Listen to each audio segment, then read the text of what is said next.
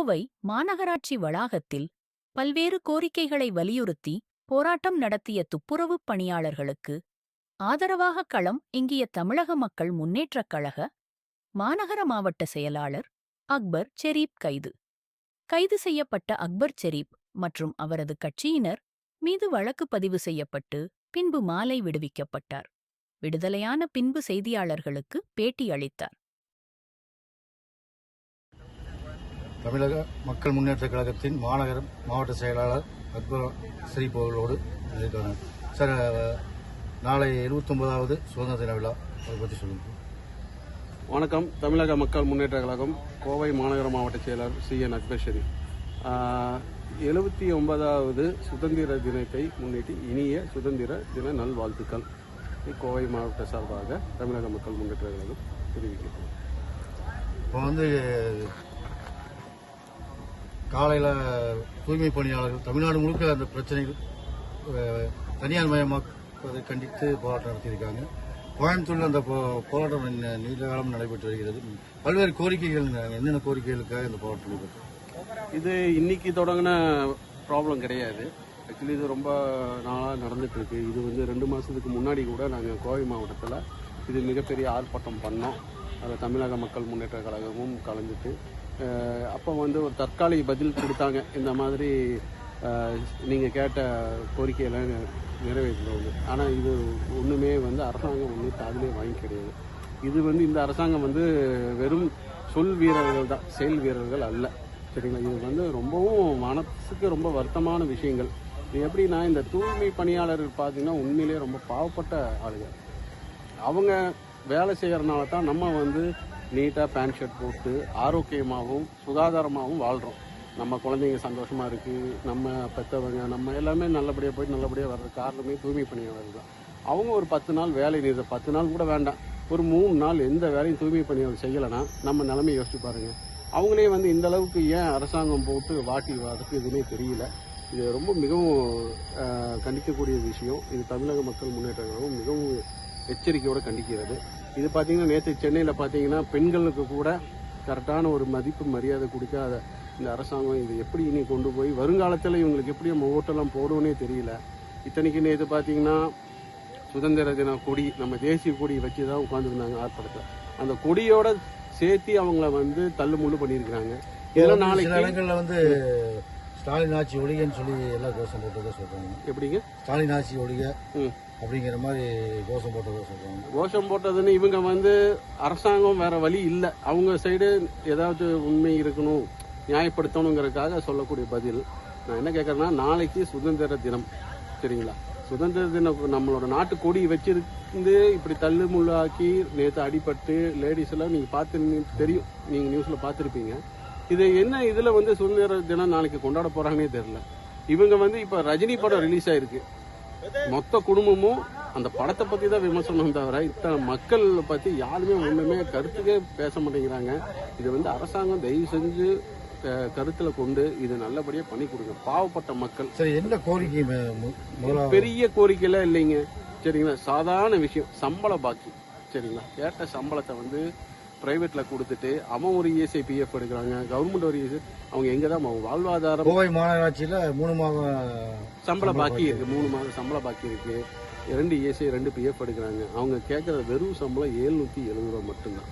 அது கொடுக்கறதுக்கே இது அரசாங்கம் சம்பளம் 720 ரூபா, தின சம்பளம் 770 ரூபாய், அவ்வளவுதான்.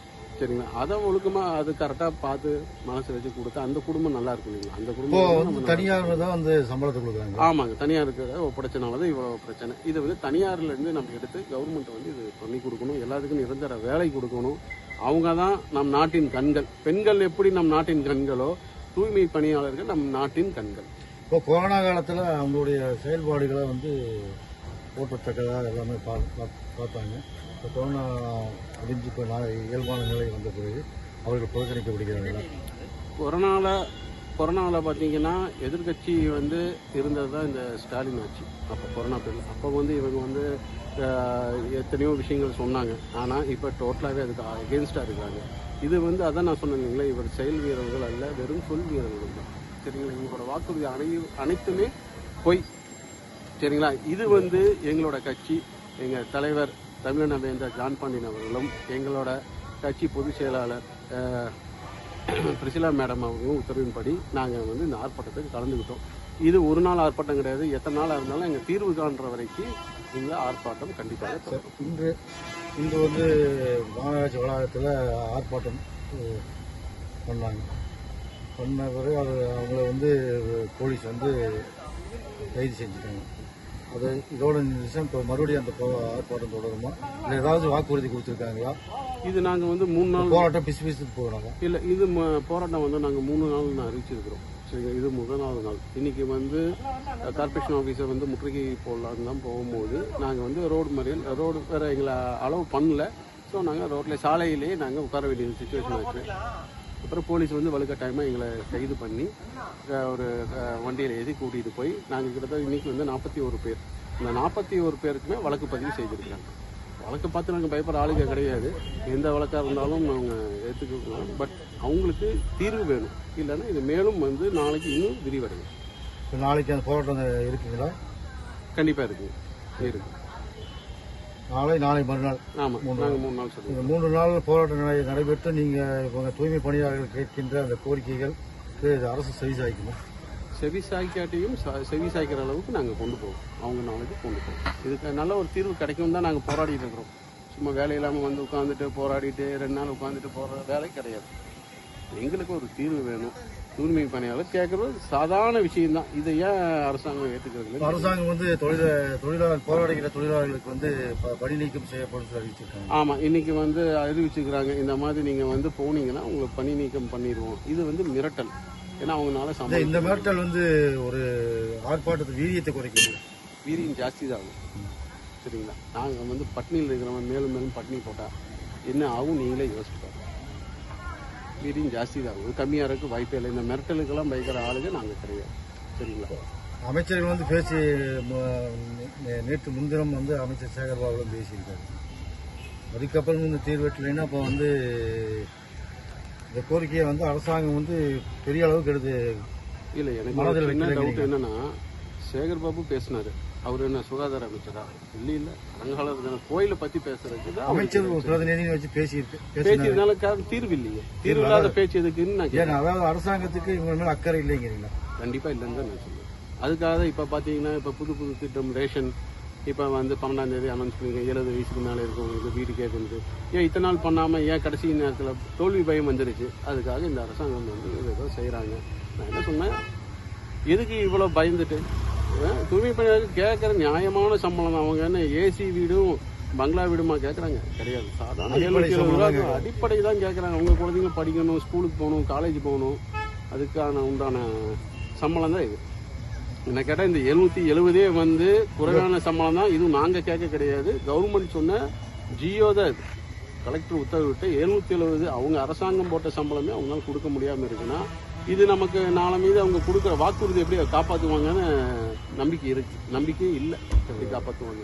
மிகப்பெரிய அதாவது சாமானிய மக்கள் முன்னில் கொண்டு செல்ல முடியாத இந்த குப்பை கூலங்கள், மனித கழிவுகள், இது அத்தனையுமே வந்து அவர்கள் வந்து சகித்து கொண்டு அதை வந்து அப்புறப்படுத்தி தூய்மைப்படுத்தி கொண்டிருப்பதற்கு நீங்கள் சொன்னது போல் 725 ரூபாங்கிறது மிக குறைவான தொகைதான்.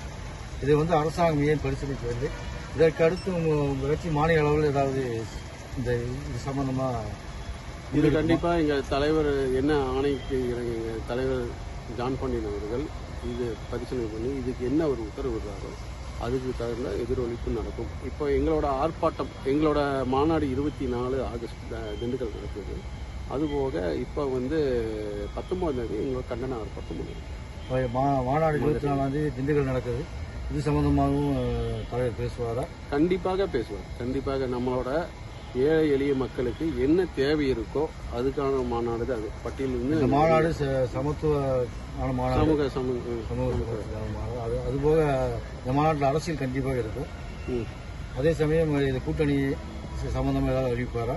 இல்லை, அது தலைவர் தான் முடிவு பண்ணணும். அன்னைக்கு என்னவோ அது தெரியும். நன்றி, வணக்கம். நன்றி.